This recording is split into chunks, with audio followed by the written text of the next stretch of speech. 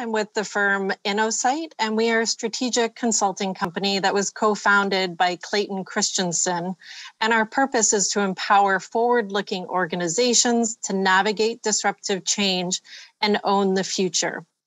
The book Eat, Sleep, Innovate is a collaboration between three of my Innosight colleagues, so myself, Andy Parker, and Scott Anthony, as well as our friend and client from DBS Bank in Singapore, Paul Cobbin.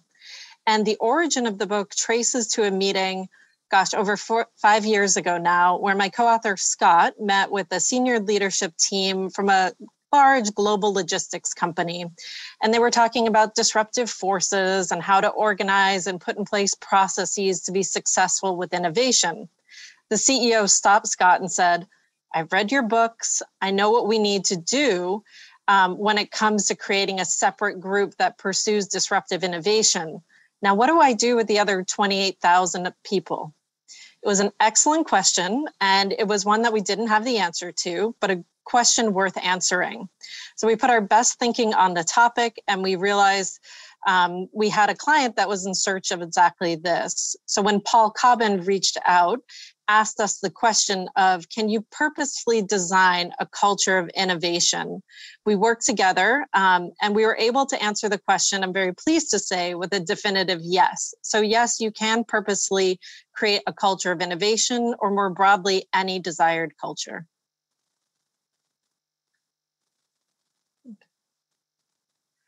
I think we'll move into hearing from Jessica and Justin next to hear about your stories. So Jessica, you heard the story of what motivated us at Innosight to go out and learn more how to intentionally create this culture of innovation. I'd love to hear from you. What was the catalyst for you and your leadership team at Hologic to focus your attention on building these innovation behaviors in your new product development group? You know, why did you do this, and what were some of your objectives that got you started on this work? Sure. Thanks, Natalie. So we kicked off a program to start an innovation team, 5-6 years ago, in fact, with Innosight, which is how I got connected there. At that time, we as an organization were looking to move from becoming a value company back to a growth company. So at that time, the leadership team supported the creation of an innovation team, and that's where we set up the processes with Innosight to move into adjacent spaces and find transformational solutions. We were very line extension and core heavy focused prior to that. So we set up an innovation team, marketers and engineers. So I work with the engineering team, but we made it a very cohesive team between the two functions. And all we worried about for 3 years was innovation. And we set up the innovation process. We really got to know our customers in a way that we had never before. And we created a meaty portfolio that looked very different from what we had been doing before. So as the innovation team, we had been trained by Innosight, we had been trained on the behaviors, and we got to know them naturally over time by our big objective of going into adjacent and transformational solutions. Sorry, I keep stumbling on that word. But as such, we said, okay, our portfolio exists now. Now we have to make it a reality and bring it back into new product development. So that whole team got pulled back into new product development, and we just kept operating like we operated before. So everything that got us to the line extensions in our core business products had served us well for, the 10 years I had been here prior. And then we said, okay, we'll just take all the engineering teams, our processes, and everything the way it was set up, and put all these new programs in there. And that's where we really fell pretty hard on our faces in trying to accomplish something that was very different. And I think what I realized was, even if that innovation team was set out to create innovation for our customers, what we were doing by bringing those projects in-house was we were creating organizational capabilities that are an innovation for Hologic. So, Innosight's term, and widely used, but the term of innovation is something different that creates value. Well, we were creating organizational capability that creates value within our organization, but didn't look at it as such. We looked at it as a mechanism to get things out the door. And so, an example that I can think about is going into these new programs, new spaces. I work in uterine health, so I do talk about uteruses and vaginas a lot. You'll have to bear with me. But we were looking at risk analysis for our new products, new medical devices, and we were very focused on how we used to do things. So a new product was intended to potentially inject a small amount of air into the uterus. And so we immediately equated that to potential pulmonary embolism, which is an air embolism, an air blockage in the heart that could potentially lead to death. That was our mindset before. So the way we were risk averse and looking at things the way that we always had been, we brought this and it kind of came to a stall. Like, how do we get past this? And bringing it back to our customers who know this very well. When we brought some of our new risks to the table, we got laughed at a little bit. Why are we thinking that this is the outcome?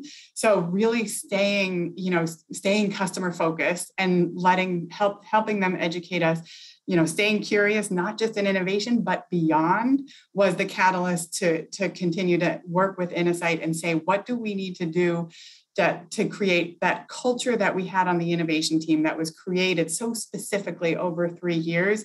How do we bring that to the rest of the organization to be comfortable with all the change that's going on? So that's when we got wise to the behaviors that Natalie introduced here to become an innovative culture and to carry that not just at the beginning of a new program, new solutions, and understanding new markets, but all the way through product development to the end until we bring it to the customer. So that's where we've been diving in over the past year, I would say now, is bringing it to the rest of the organization and saying, hey, innovation doesn't just happen in this upfront section. It happens all throughout the organization in different ways.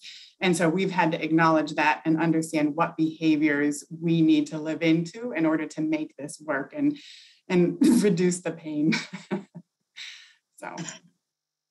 Thank you for that story, Jess. And I think you got all 5 innovation behaviors that we talk about in the book. So those are curiosity, collaboration, customer centricity, which sounds like was just really critical from the story that you shared, and this adeptness and ambiguity, this comfort with taking risks and running experiments and not seeing risk necessarily as a dirty word, and then having people who are empowered to go out and learn and to meet with the customers as you just described. I'm sure we'll have some questions about your story as we go on in the session. I'd like to just move it over to Justin. So Justin, you're with General Mills. I have a very cool Wheatie box I'm very proud of that I received as a part of participating in an innovation summit with you all. And you've been working to make innovation an everyday habit as well. And you're focusing on really creating a common language and doing this through things like book clubs and summits. Could you share with us a little bit around why General Mills is so focused on innovation behaviors to support the goal of really becoming the most innovative food company in the world? Yeah, thanks, Natalie, and good morning, good evening to everyone on the call here. So maybe I'll start with just acknowledging that at General Mills, I'm very much a newbie, as I like to say it. So I started about 2 years ago at General Mills. And in this organization where you have people that have been there 30 years, I was, in the last couple of years, really getting to know the culture during that time. And my role in General Mills is sitting within an operating unit, within our morning foods operating unit. It's more of an innovation catalyst role. So I do a variety of things, including coaching teams on our riskier projects to bring in consumer first behaviors, and also getting involved in other activities that are focused on unlocking growth. So that could be strategy or foresight, but also process. So that's where the culture sort of falls under my role as we think about process and how we do innovation more effectively. 1 month into my tenure at General Mills, our company launched the Accelerate strategy, which Natalie mentioned at the highest level is focused on becoming the most innovative food company in the world. The other thing that happened in that first month was COVID hit. So it's been a fascinating experience for me personally to see the organization that had set out and said, hey, we need to think differently in this fast changing world the rationale behind the Accelerate strategy, and then see COVID hit at the same time that launched, where the underlying trends and rationale for that Accelerate strategy were fast tracked, essentially, in my view. So Accelerate basically became Accelerate with 3 exclamation marks, essentially. So, since that time, a couple things happened, some of which sort of fall under my role and activity, but also some with some colleagues. So one of my colleagues went on a listening tour to learn about what are the building blocks that would enable the Accelerate strategy to come to fruition. And during that listening tour, one word kept popping up, and that's culture. And so as a part of that, part of what we struggled with internally was, how do you intentionally, I think the words you used, Natalie, was purposefully design culture? What are the tools and toolkits to do that? And so when my colleague came across Innosight's work on Eat, Sleep, Innovate, it was one of the books out there or thought leadership that provided some hints on how you might hack culture.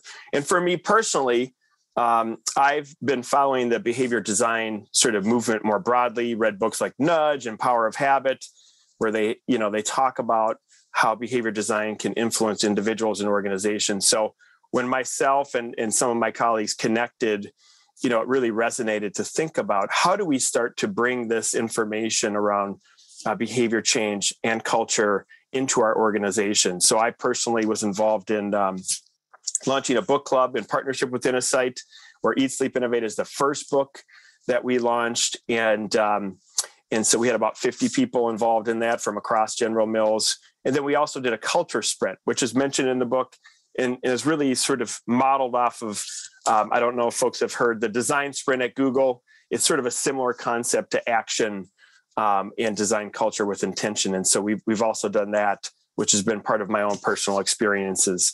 And so in addition to that, I've observed other things within our organization, like an innovation summit, which Natalie mentioned she was a guest at, to really more broadly help people think a little bit differently about innovation, modeled off of programs like Talks at Google, for example.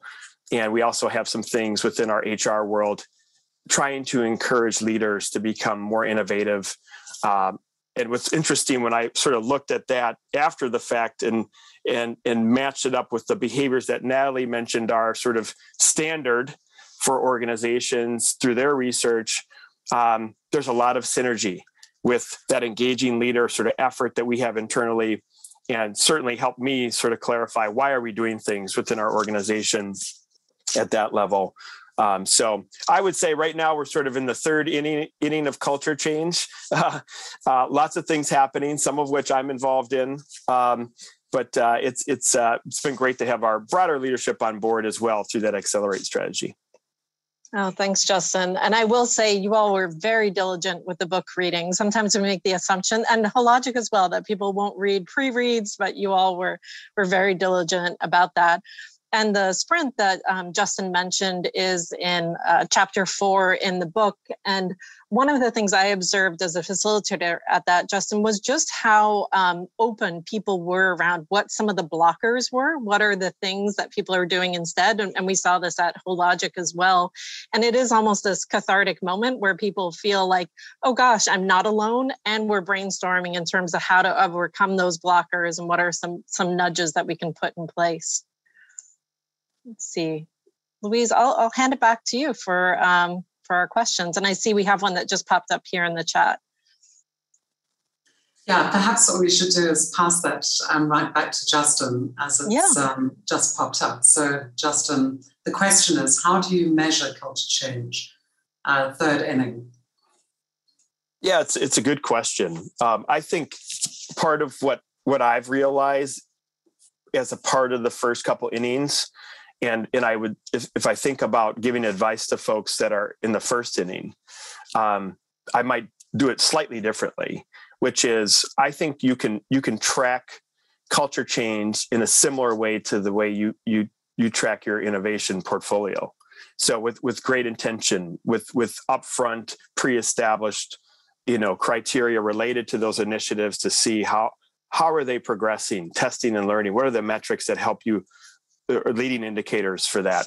I would say that's an area that within my effort at General Mills and more broadly, we do some of. I think there's more opportunity to do that. And so examples would be, thinking about it in the context of your broader KPIs, your budgets, your support systems, thinking through how it integrates into your HR performance. That's an example of one that I think there's opportunity where we have done some. As I mentioned, that engaging leader behavior effort is integrated into our HR process. So folks are required to come up with, how are you pursuing those, similar to those 5 behaviors? How are you pursuing those? How are those showing up in your objectives? But I think there's even more opportunity to do that. So, within the book that this Eat, Sleep, Innovate book, they have some really good examples of things to think about there as well. And so I'd say it's an area that I'd love to spend even more time on, and I think is really critical, and probably something that you do up front. You don't want to overwhelm people that you're engaging with to say, these are all the things that we have to put in place, but you as someone, as the catalyst for change, should have that in your back pocket. How are we bringing that together and be ready for how you're going to track things? So.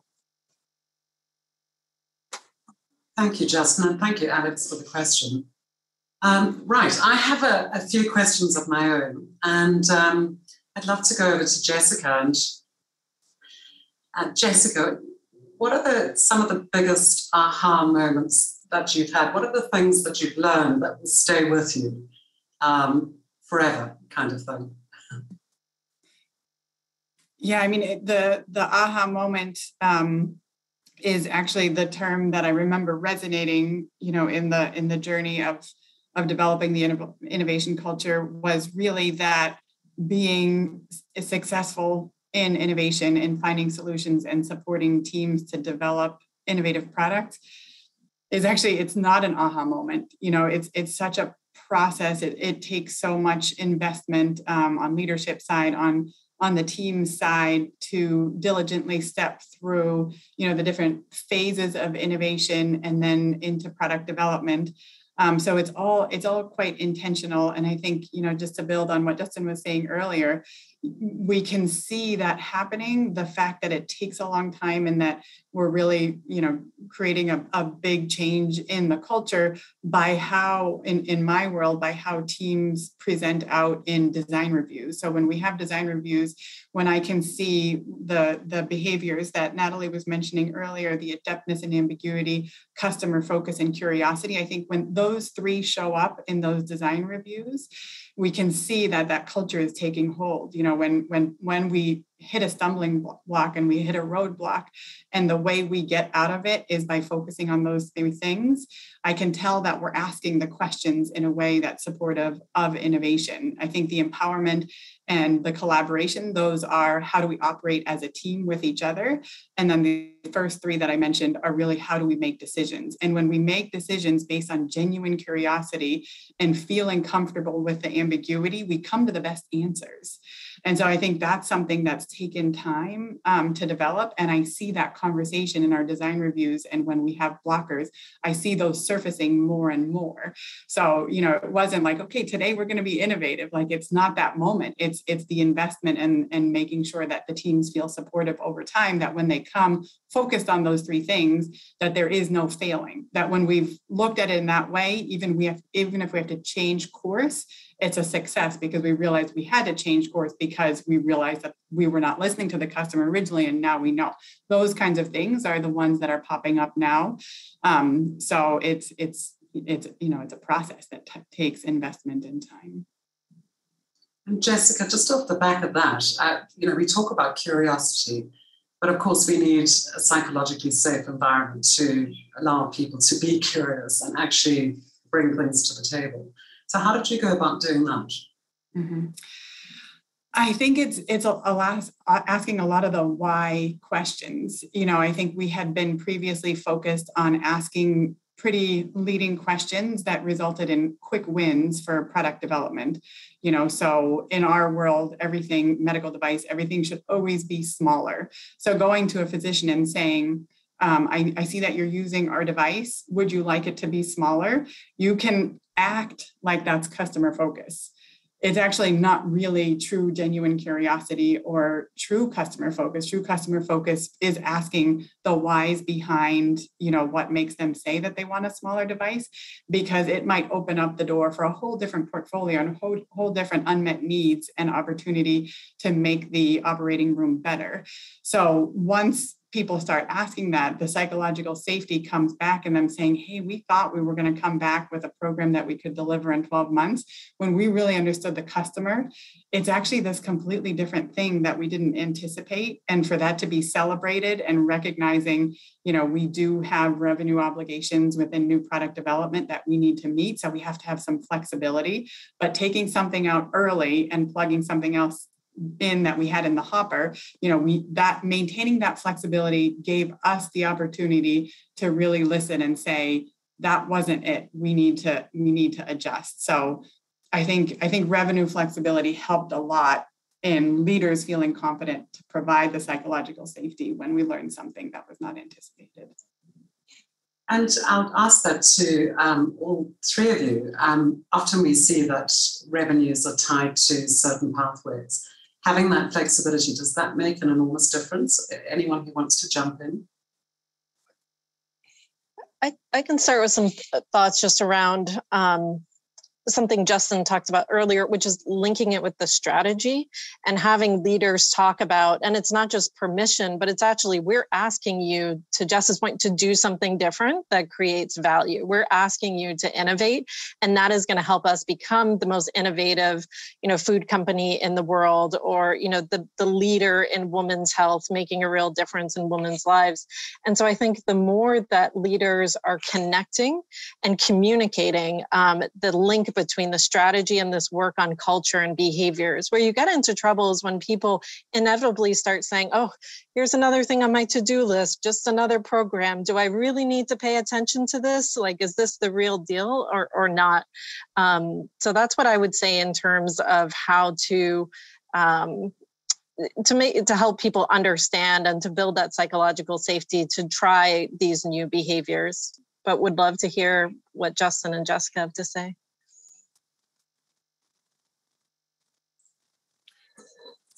Yeah, I mean, I think from my perspective, there's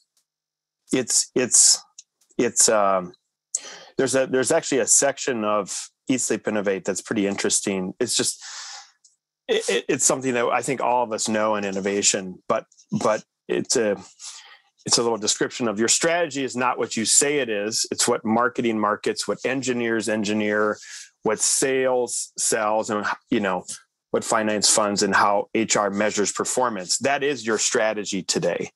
And so I think leadership can encourage these different behaviors by thinking about how you can make changes to those elements as well and encourage elements within, so if you're asking people to do these new behaviors or projects or initiatives that we think are going to hack culture and lead to that future vision for an innovative organization, understanding it's a system and thinking through what are things you can do to encourage across how people are measured and their performance and rewarded. How finance funds different initiatives.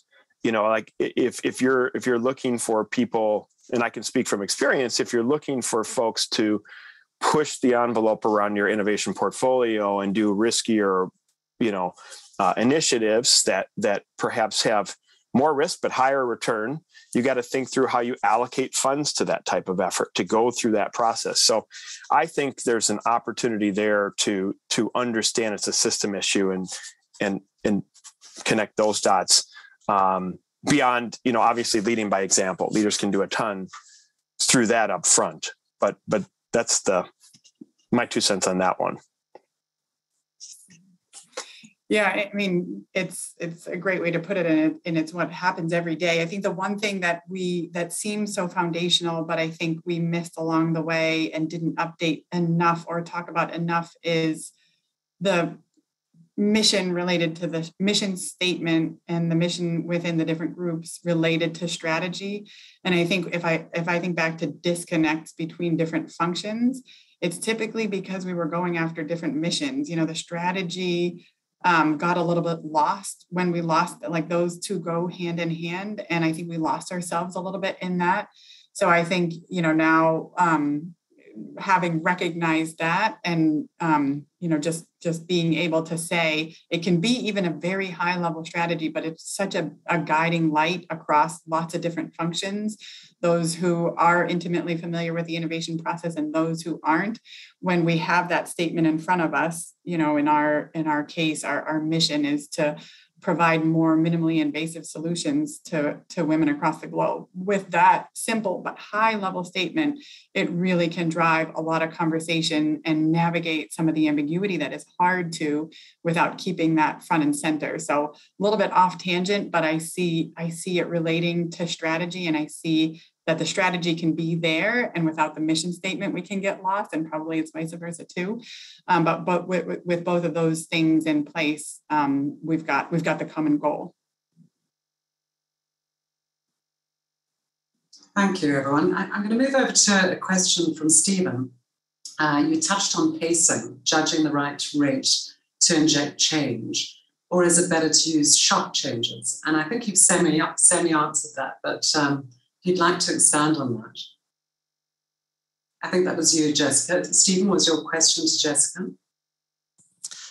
That's actually to anyone who wants to answer, right? This challenge between going at the pace of the culture in an incremental way to go with the waves, or injecting sort of shock events to try to move people from one place to another, and what their experience has been, good or bad, in one or the other. Right? So for anyone who'd like to take that. A shock change is wonderful. In our organization, it's probably more of a luxury. So if I think back of creating the innovation team, so something that's completely separated out was a luxury that we had at the time that I'm not sure how we'll replicate. Maybe a sprint like Justin was talking about, taking a week and creating a sprint is incredibly effective. I just know today in the day-to-day at Hologic, it can be challenging when we've got the milestones of our day job. So what I would say now is the conversations that I've seen help pace the conversation a little bit more in the absence of a shock event is more of the language around innovation. I think something that I didn't anticipate is innovation taking hold across the whole organization. So, if people in finance said, I don't really do innovation, I do finance, I think having the conversation around what innovation means and what different types there are has taken hold and has gradually increased kind of on its own. So I've found a couple of different ways to pace it and surprisingly gotten a lot of good feedback. I think people are eager to understand what innovation is and make it a reality versus a buzzword. And so that I think has grown over time. I think I would highly recommend, it was a great personal growth opportunity for me, the shock event of being just innovation after being a new product development engineer. Like jumping into that world helped me grow in ways I could have never imagined. I didn't feel comfortable talking to the customer. Now that's all I want to do.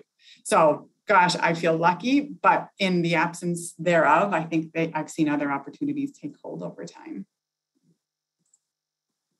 Justin, your thoughts? Yeah, I think it's a great question, because I think, General Mills is an organization that's been on a curve to change culture. And so the folks that have been here, some folks have been here, 30, 35 years. And so during that time frame, there's been different initiatives that have been tried, different leadership, as it comes in and thinks about what they'd like to prioritize. So my observation and 2 cents on that is that thinking through, as I mentioned earlier, how does it first, how does it tie to that strategy? So for us, if we're doing different initiatives around culture, making sure that the folks involved that would be a part of that see the direct link to this. We want to become the most innovative company in the world. Keep reminding them that it is part of our higher, order culture. And then also putting the thought in upfront to how it integrates into other aspects of their performance, what we fund. Because what happens is if you have these initiatives and they aren't supported by those mechanisms, then people get frustrated, in my view. So I think understanding how to connect the dots and is important. And the third thing I think is we're familiar with this idea of test and learn at a small scale and then seeing what's working in the innovation world, right? So we do this for our products. And so you can do the same thing for process. And I think Innosight does a great job of laying out some examples in the book from the DBS case study. But I also see it within some of the efforts we're doing too, where you say, hey, within this team, we're going to go through this process and we're going to show how it links to strategy. But before we roll it out more broadly, we're going to test and learn a little bit to see what's working, what's not working. And in some of those, you're going to say, hey, this is really, really working well. We feel comfortable moving this a little faster. But some of the initiatives that may be more elaborate, you have to really think through how does it integrate with those other dimensions of your strategy up front. So those are a couple of thoughts around. I think that's a really great question. I just had a few thoughts to add. I love the question and the answers. And I think the short answer, as you were just saying, Justin, is apply those behaviors in terms of how you're running these experiments or, the different nudges, the behavior enablers, artifacts, and nudges that you're using. We saw an example of this with J&J, and Linda Lavelle has joined us. Helen is not here because she's not feeling well, but we work very closely with Linda as well. And Linda, I'm just thinking about some of the challenges, running these experiments when you're ultimately looking to get out to 57,000 people around the world. So inevitably, some of the ideas like the Spotlight Challenge idea that we had with the nudges, really well thought out, great intention, but then sometimes in practice, you realize you're going to have to shift course. So Linda, I'll just hand it over to you if there's anything you would add there in terms of this idea of how do you pace it and get this out to the broader organization. Yeah, thanks, Natalie. I would say that's something that we're still working on, struggling with. The ideation piece of our process, everybody's all over it. And, it's fun and it's fast. And it's that piece when we say, okay, let's start looking at this idea and see if it's worth doing a test and learn, doing a couple design thinking, activities to grow it as much as we can. And that's where we kind of get the, time, we don't have time. I don't have budget. I don't have. So I wish I had like the answer, the solve for what we have, but we're just, stressing the importance of it, trying to get a few good examples of how it can help and show that if you take a little bit of time up front, how much time it can save you and how, this could be a transformational idea. We're not getting transformational ideas put in like 5 minutes of an ideation session. They have to be worked on. And it's just showing people that that's a valuable exercise to do. So. Great. Thanks, Linda. Thanks, Linda. And that almost leads me to my next question, which is, what are the things that you wish that you knew at the start of this journey that you can give to all of us as advice?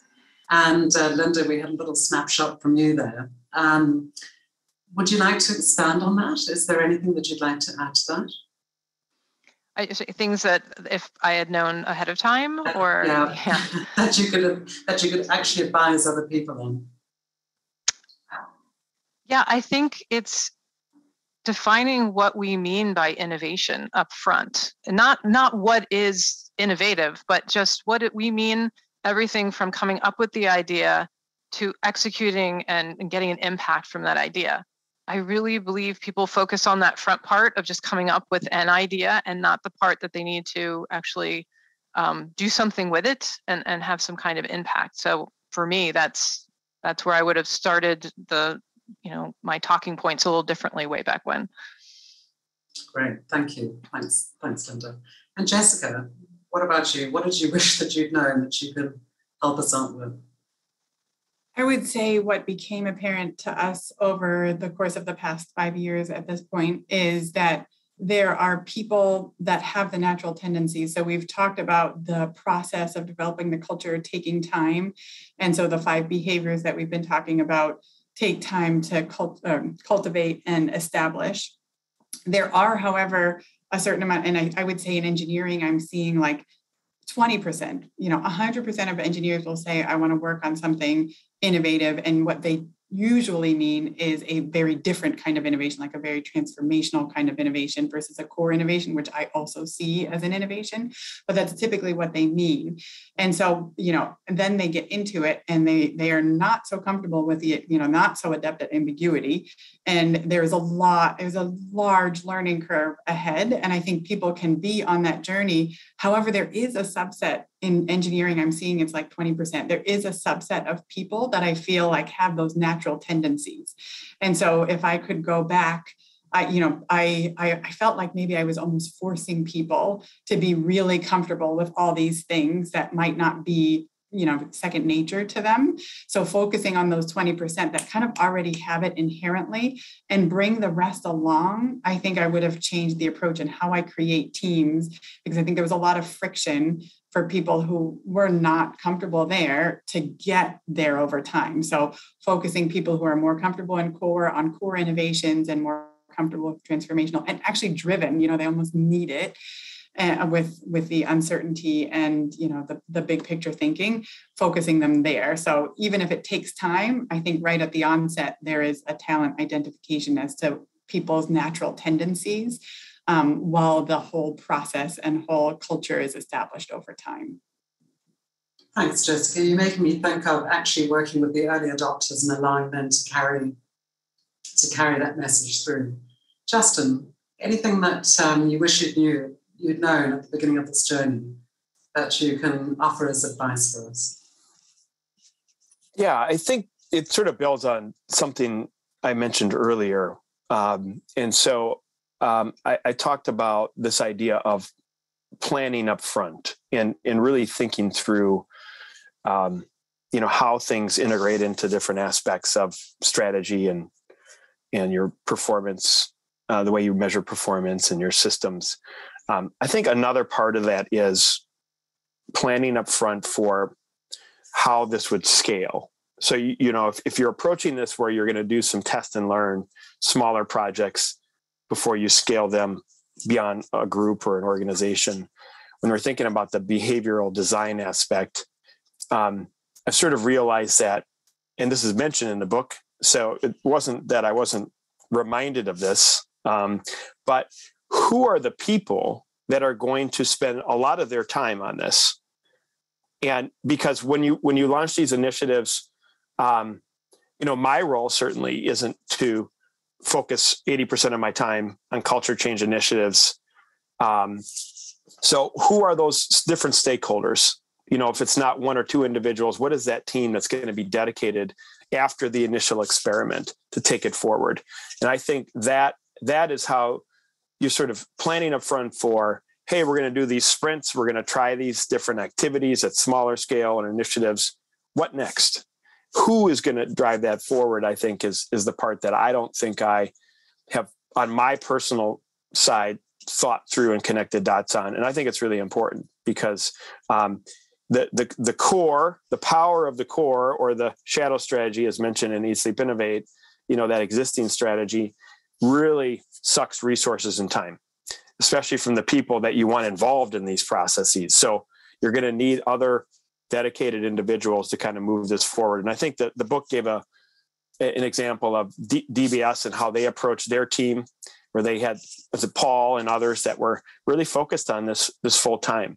And so I think thinking through who are the pieces of the team and organizations within the organization that are going to push this forward is important.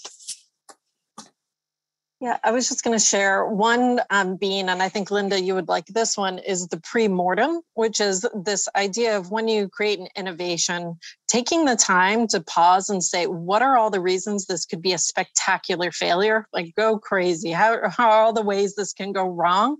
And then as a team, start to think about, okay, how could we mitigate these risks? What are some things that we want to test early on? I think sometimes we want to be really positive and only see the good, but it is important to say and to have an explicit conversation around, here are the things that can go wrong. And we found that to be one that people really gravitate towards. And I posted in the chat, we have 101 beans that you're welcome to search through that are organized by these 5 innovation behaviors. That's great. We talk a lot about assumptions and looking at assumptions, but you're right. We tend to look at positive assumptions, even though I think as human beings, we do focus on the negative. So that's interesting. I'll look at that. Thanks. Thanks, everybody. What I'd like to do now is to move over to the chat and some of the questions that have come up.